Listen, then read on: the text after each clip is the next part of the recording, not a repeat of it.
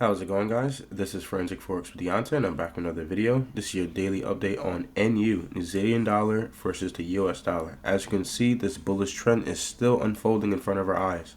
We just recently took out this swing high formation here. 1, 2, 3. That's the swing point right there between those two candles. Price just rated that buy side liquidity pool. Now, at this point, we can see the trend is definitely bullish. That can change if price were to come down and sweep some type of sell side and start to show signs of bearish momentum. Lower swing highs, lower swing lows. Right now, what do we have? Signs of higher swing lows and higher swing highs. I do think we will get back up to that IPTA 20-day high, which is essentially August's high. This is what, Wednesday the 13th. And take a look at DXY.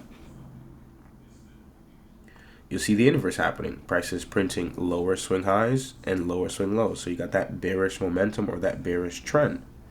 Price is now accelerating, as you can see. It's just dropped so fast today.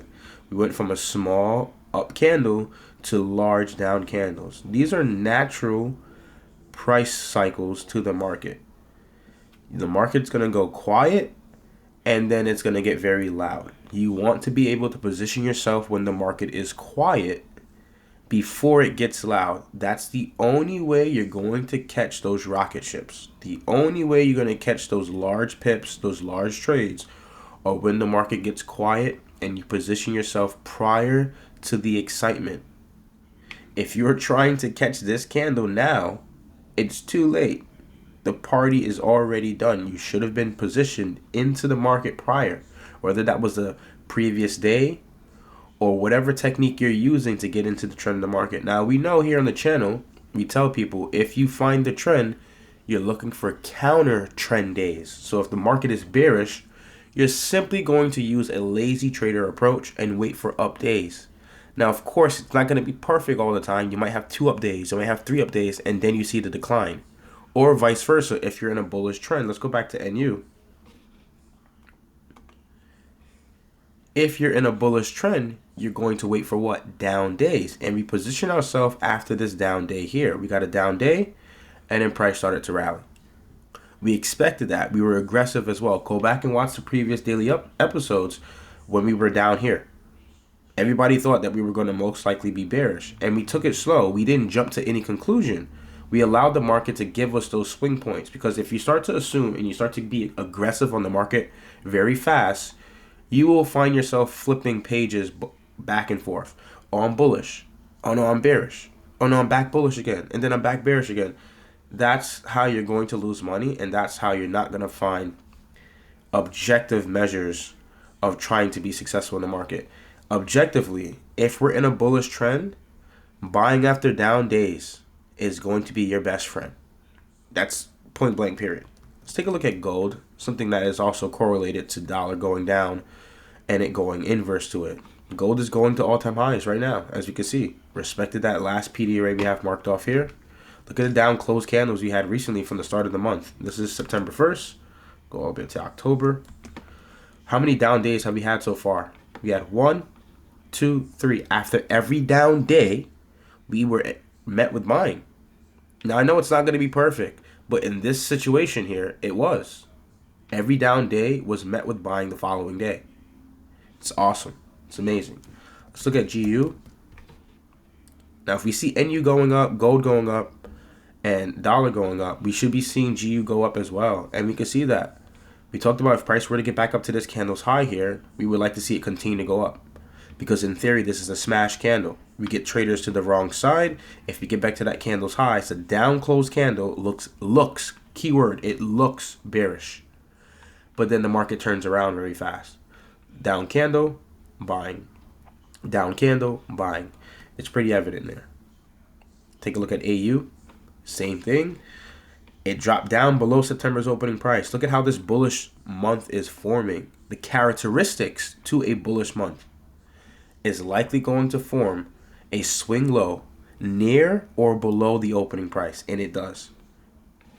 There's that swing low. It prints, I think this is a higher low, a higher swing low. It looks like a double bottom, but I pretty much can see, yeah, that's a higher swing low too. Look at the signs there. That's a higher swing low. And then we printed another higher swing low. And then we just keep printing higher swing highs and higher swing lows. So that's a bullish trend. Awesome. Look at the down days. Look at the small down days. Small down day, large cycle. Small down day, large cycle. Right? Large cycle, small. After these large moves, people think they could get into the market and catch another 200, 300 pip move.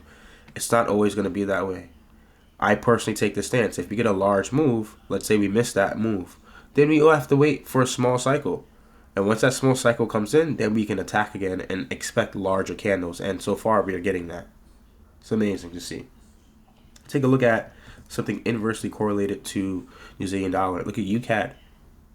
And take a look at this price action here. Right, we had this range high to low. We cut it in half, 50% equilibrium. Price trades up, raised some type of buy side, runs back into some type of order block theory. Last up close candle before this decline, trades back up into it and sells off quickly. There's also a smash candle here. This is a smash candle, right? Do your research. Go on the channel. Look for that video called Turning Points. It's in the playlist. You'll see this was a turning point. This was a signal. This candle here. And price breaks down. Looking to do what? Find that sell side. Get outside of that range. Just high to low. Price has been ranging. It's time to form a new leg and form a new range. What else do we have? We have USD declining. Oh my gosh. This was last month's IPTA. Again, we were speculating higher dollar, but we didn't get it. Pretty lethargic. We said that before. Pretty lethargic. We didn't get much from last month. But now we can see that PDA rate that was holding price, it fell through. That busy didn't hold price action higher. It rated a buy side liquidity pool and then fell short. So it's pretty amazing to see the correlations in the market currently. If you take a look at the bond yields, let's see. Let's come down here. And we even look at yen too. And look at some of the futures. Look at the Japanese yen going up. Right, when we see dollar decline, you're gonna see Japanese yen rally. That's a no-brainer. So if we're seeing this rally, what do you think is happening to the yen crosses? Right, that's a rhetorical question. Something for you guys to answer yourself. Let's find the bond yields. There we go. Bond yields still declining. 5-year looking to go lower. 2-year looking to go lower. 10-year looking to go lower. 30-year declining very fast in the beginning of the month. So you can see yields are dropping. Expectations of the Fed's cutting rates are pretty high. They're likely to cut. We're going to see if they do. If they don't, so be it. It's not the end of the world. People think that the data is what's going to primarily give them the key to take a trade. You can still trade. You just have to be on the same page of what the trend is going for. Just because, let's say the Feds don't cut, does that mean we just go buy dollar? No, it does not mean that. The market can still decline. Let's say the Feds do cut, but dollar rallies for some reason. Does that mean we just get in there and try to sell and fade that? No. We stick to a systematic approach. If you don't have a model, you're cooked. You're cooked. People don't have objective measures of how to get into the market or how to get into this trend. Recap. We saw this as a false break because price quickly repriced and took back out this swing high. So why take out this swing low just for price action to run back up to that swing high? It would have to be, right, educated guess, and now it's hindsight now, but we clearly said it prior, before the move actually happened. It would have to be a false move if they were going to run this low and then run quickly back up to this high. Make it make sense.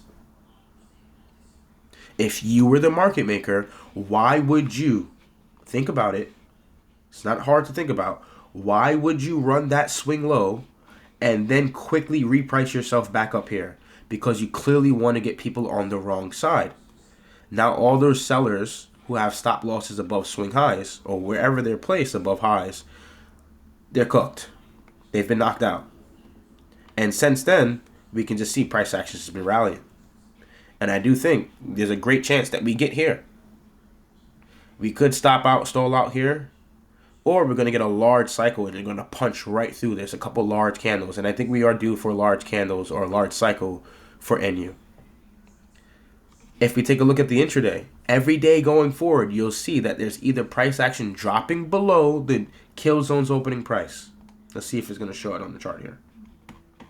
There's going to be moments in time where the price action drops below the kill zone's opening price. Whether that's Asian session, whether that's London session, whether that's New York session, at some point in time, it's going to drop below those time periods of the opening price and rally. If you're a buyer, you stick to that procedure. You're looking for sell side raids and you're looking for longs. If you are a seller, let's say you're selling UCAD, you're selling USWSI, you're selling dollar, you're selling whatever yen cross pairs, right? You're selling those pairs. You're looking for inverse. You're looking for buy side raids. And then you're looking for shorts. Keep it objective. If you are doing too much, you're not going to be able to find cohesive results, right? Systematic results. You need to be objective. If you're not objective and you're going about this subjectively, you're wasting your time. Stop trading. Hopefully you found this insightful. Peace.